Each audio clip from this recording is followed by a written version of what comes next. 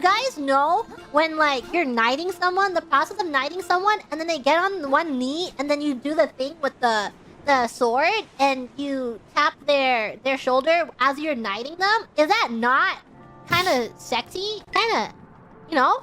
It's like, you know what I mean? Also, I think two knights on the battlefield battling each other, like the tension, like imagine you are forced to fight. I don't know. You meet someone on the battlefield, but you train together, but you're on opposite sides of the battlefield. Is that not kind of romantic? Know what I mean? I'm just sharing my ideas for your future stories, Liz.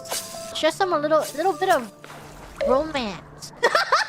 Yeah, it fits because you would be the one to knight someone. And then you could knight someone who has to fight their childhood friend of the opposing kingdom.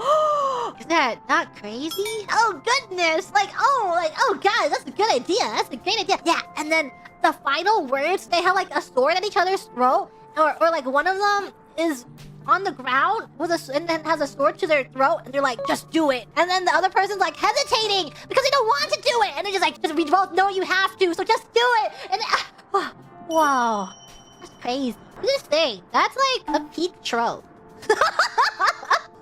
peak trope. They would not get married. One of them would die in the end, and that's what makes it tragic, and that's what makes it even more beautiful. It's a romance because of all the internal conflict that's going inside the brain, and then the person has to live with it forever, and then until they can't bear with it anymore. Wow. Now that is what I call romance.